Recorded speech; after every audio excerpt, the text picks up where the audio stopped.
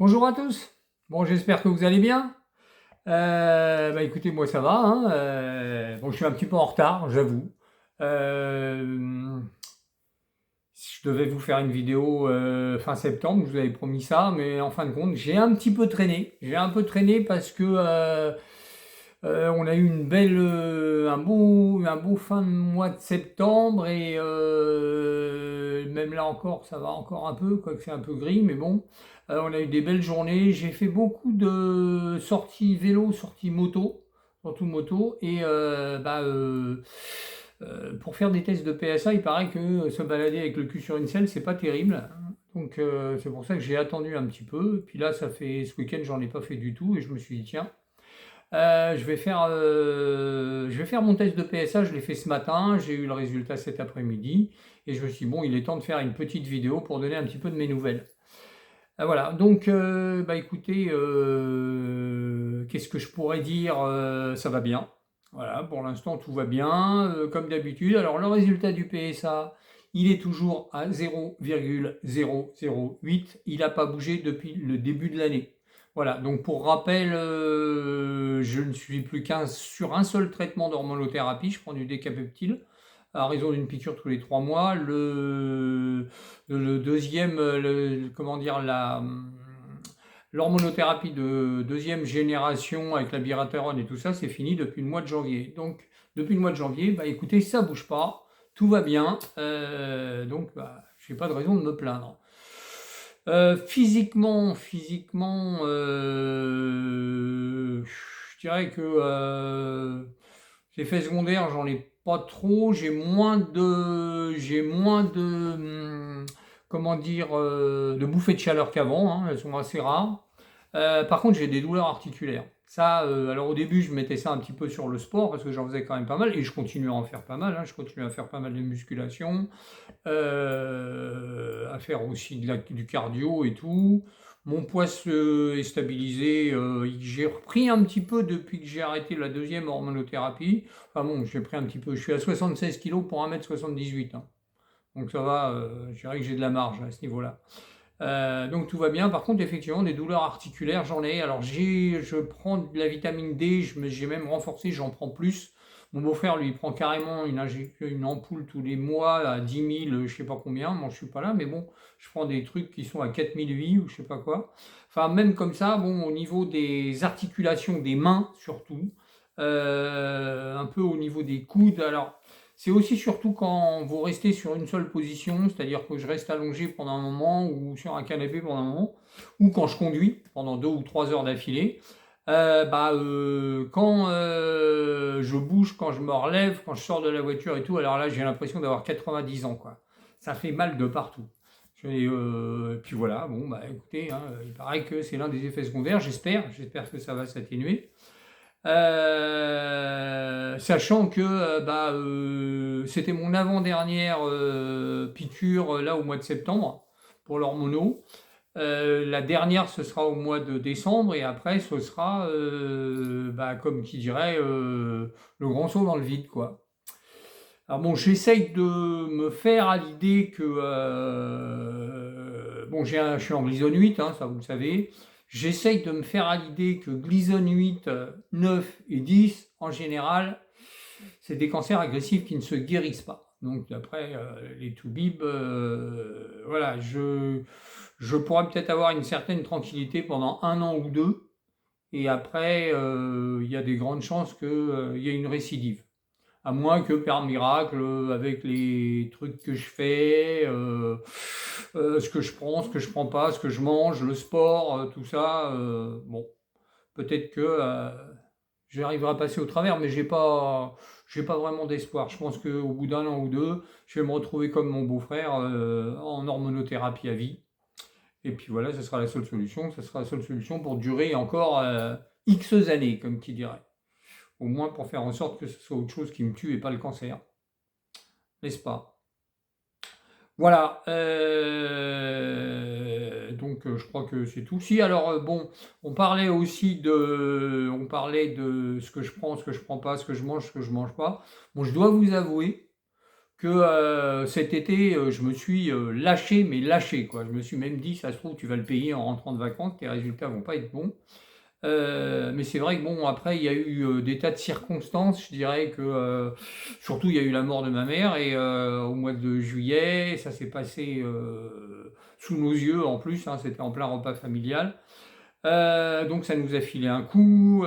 Après, il y a eu l'enterrement. Mais par contre, bon, ça a fait que on s'est retrouvés très ensemble. Ça a resserré les liens familiaux. On s'est retrouvés beaucoup ensemble, ma sœur, mes neveux, mes nièces, mes filles, et pour l'enterrement et après pendant les vacances. Ce qui fait que pendant les vacances, c'est vrai que je me suis carrément lâché, quoi. Alors des fois, on se demande, on se dit, est-ce que ça vaut le coup? Est-ce que les restrictions, faut les faire ou pas? Faut faire si attention que ça et à ce qu'on mange et à ce qu'on fait. Parce que je dois dire que là, pendant le mois d'août, ça y a été à fond, quoi. Ça y a été à fond parce qu'on était tous ensemble. On l'a fait quand même. On était souvent ensemble dans des. On a fait des repas, des trucs comme ça. Et on s'est vraiment lâché au niveau de la bouffe, au niveau de la boisson, au niveau de tout. Et, parce que on était bien ensemble quand c'était. On avait vécu des heures qui étaient assez désagréables et qui étaient assez difficiles. Et ça nous a fait beaucoup de bien de se retrouver comme ça pendant tout le mois d'août.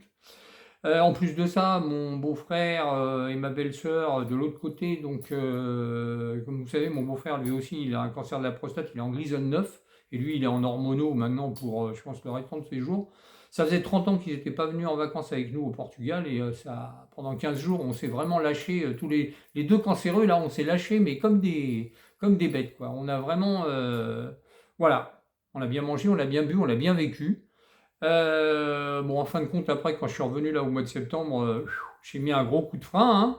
On s'est remis à nouveau au régime, à faire attention à ce que je mangeais. Le sport, je l'ai repris. Bon, je dirais le sport là-bas, je faisais quand même 1 heure de natation tous les jours. Donc j'étais pas en manque de sport. Par contre, au niveau culinaire, ça y a été. Mais ça fait du bien, hein, parce que depuis 2 ans et demi à faire super gaffe, à faire attention, attention, mange pas ça, fais gaffe à ça, le sucre, le machin, l'alcool. Je vais vous dire là, boum, c'est parti pendant un mois. Voilà. Et bah écoutez, pour l'instant, ça n'a pas l'air de prêter à conséquence, puisque mon PSA n'a pas bougé, physiquement tout va bien, donc c'est là des fois où je me dis, est-ce que ça vaut le coup de se priver comme ça? Mais bon, je pense qu'un mois c'est une chose, et puis continuellement, ça doit peut-être jouer quand même pas mal.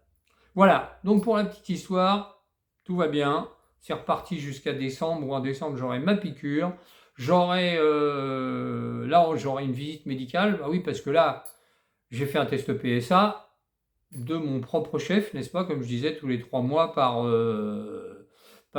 sécurité, je voulais voir un petit peu ce que ça donne. Et de toute façon, je dirais, j'ai fait quelque chose de mon propre chef. C'est à se demander si bientôt on ne sera pas obligé de faire tout de notre propre chef ou une grande partie. Parce que, bon, je ne veux pas parler de politique, hein. La politique, c'est un gros merdier d'ailleurs en ce moment, hein. Donc voilà, on est dans la cour on dirait, des gosses qui arrêtent pas de se chamailler. Enfin bref, on ne va pas rentrer dans les détails. Je vais juste dire un petit mot sur ce qu'on a dit notre cher ancien Premier ministre, celui qui était avant, parce qu'il change assez souvent en ce moment, qui est revenu sur les ALD, sur les gens qui ont des traitements comme nous, sur les transports, sur tout ça. J'ai pas grand chose à dire là-dessus. Je dirais simplement qu'on tape toujours sur les mêmes. Ou je sais pas non plus si. Enfin, je pense aussi que là-bas, au gouvernement, ils sont complètement à l'ouest. Voilà, ça c'est mon opinion. Ils sont à l'ouest, hein. Quand on voit il y a quelques années où le gars, on lui demandait combien coûtait un croissant ou un pain au chocolat, il était incapable de le dire. Je dis que ces gens-là, ils font pas partie de notre monde. Ils savent pas ce que c'est. Sauf quand ils sont malades. Après, là, ils comprennent. Et encore, ils sont sur un autre piédestal par rapport à nous. Mais voilà, je dis ça parce que par exemple, moi j'ai une cliente, son fils il a un peu plus de 20 ans, et là il peut plus aller à Paris en taxi, quoi. Alors que son traitement en cancer, il n'existe qu'à Paris.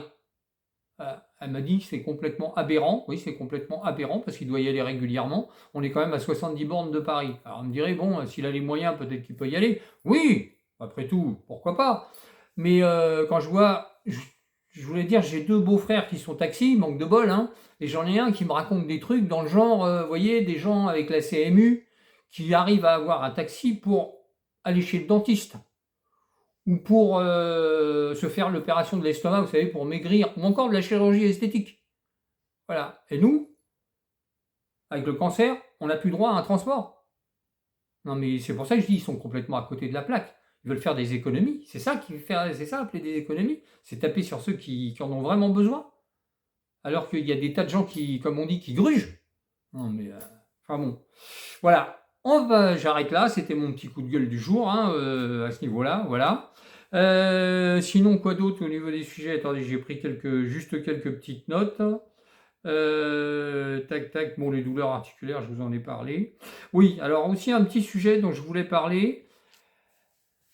Je voulais parler de mon franc-parler, voilà, parce que de temps en temps, c'est vrai, sur les réseaux, j'ai quelques réflexions qui sont des fois un petit peu dures. Alors, je sais que j'en vexe des fois quelques-uns. Je veux dire, c'est un petit peu difficile à dire. Des fois, j'ai des réactions un petit peu crues parce que quand j'ai quelqu'un en face de moi qui a j'ai l'impression qu'il est en train de lâcher l'affaire, quoi, qu'il est en train de perdre un petit peu pied et que, bah, effectivement, ça m'énerve. Et des fois, j'ai des réactions où je dis, comme là, il n'y a pas longtemps, où j'ai dit, t'as qu'à choisir entre la corde ou le pistolet. Et là, effectivement, des fois, j'arrive à en vexer quelques-uns. Et on me dit, oui, tu te rends pas compte, tu ne connais pas ma vie, je suis tout seul, j'ai personne pour m'aider. Je dirais simplement, depuis que je suis malade, depuis 2 ans et demi, 3 ans, il y en a quelques-uns qui sont partis. Et c'est des gens qui se battaient. Il y en avait certains qui avaient de l'aide, qui avaient des familiers avec eux, et d'autres pas, qui étaient seuls, mais ils se sont battus jusqu'au bout. Et donc c'est pour ça que des fois ça m'agace un peu quand je vois quelqu'un qui lâche l'affaire, qu'il soit tout seul, qu'il soit pas tout seul. Pour rappel, moi je considère que le cancer, c'est pas ma plus grosse épreuve. Il m'est arrivé 1 ou 2 fois, comme je disais il y a longtemps, de recommencer ma vie, où de me retrouver à Paris, sans logement, sans travail, sans argent. Il y avait 2 options. Ou je devenais SDF, je lâchais l'affaire et je devenais SDF et j'allais crever quelque part dans la rue, ou je me battais. À cette époque-là, j'avais personne pour m'aider, j'étais tout seul. Je considère que là, j'en ai chié plus qu'avec le cancer. Donc voilà, si j'en ai vexé quelques-uns, je m'en excuse, mais c'est un petit peu ma manière à moi d'essayer de leur donner un coup de fouet pour qu'ils ne lâchent pas. Parce que comme je vous dis, j'en ai vu quelques-uns démarrer en même temps que moi, et ils auraient bien aimé rester plus longtemps et pas partir. Voilà. Alors, voilà, je suis désolé d'être un petit peu vif des fois dans mes propos. Je cherche pas avec je cherche avec ces personnes, mais c'est vrai que des fois ça me fait bouger un petit peu. Voilà, je voulais en parler un petit peu parce que je sais qu'il y en a quelques-uns qui me suivent et des fois ils sont un petit peu outrés par mes réactions, mais voilà. Sinon, en dernier sujet, qu'est-ce que je voulais vous dire d'autre? Bon, il y a un sondage qui a été lancé. On parle beaucoup de la sexualité. Je ne veux pas trop revenir là-dessus, j'ai déjà fait un sujet, mais bon, je dirais que je comprends qu'il y en a. Je vois qu'il y a des cas de plus en plus jeunes, je vois des gars qui ont 40 ans. Effectivement, le cancer de la prostate, c'est une maladie sexuelle, ça nous fout notre vie sexuelle en l'air complètement. Tout ce que je voulais vous dire, effectivement, il n'y a pas que ça dans la vie, bien sûr. Bon, à mon âge, je dirais que moi, ça va, 60 et quelques balais, j'ai bien vécu. Mais je comprends. Là, vous voyez, je fais pas de remarques désobligeantes à ce niveau-là parce que je comprends. Et des fois, je comprends pas que certaines personnes de mon âge ou plus vieilles disent oui, enfin, t'es vivant, c'est le principal. T'es vivant, ouais, moi, je réponds que à 40 ans, si on m'avait dit de tirer une croix sur ma vie sexuelle, je sais pas si j'aurais aimé continuer à vivre. Voilà. Chacun a sa façon de penser, chacun voit son intérêt, mais il faut aussi des fois situer au niveau de l'âge de la personne et du temps qui lui reste à vivre et des choses qu'elle pourrait connaître ou qu'elle a connues et qu'elle ne connaîtra plus. Et quand c'est très tôt, c'est encore plus dur. Alors déjà que le cancer de la prostate, c'est une maladie pas facile qui est dure, mais en plus, rajouter ça, voilà. Bon, je crois que j'ai tout dit. Une petite vidéo d'une quinzaine de minutes, c'est bien, j'ai pas été trop long. Maintenant, on va passer l'hiver, on va passer les fêtes aussi. Je pense que je vais attendre d'avoir passé les fêtes et tout pour mon prochain rendez-vous. Je vais faire ça début janvier. Et puis après, je rentrerai dans un nouveau chapitre. Le chapitre rémission ou pas rémission, hein, le mot magique que tout le monde veut. Et puis, combien de temps est-ce que j'aurai la paix, quoi. Et ça, alors, d'ici là, je vous souhaite de bonnes fêtes, hein, parce que je pense pas que je ferai de vidéo avant, à moins d'avoir quelque chose de très spécial à vous dire. Je vous souhaite de bonnes fêtes, et puis on se revoit en tout début d'année. Voilà, portez-vous bien et à bientôt.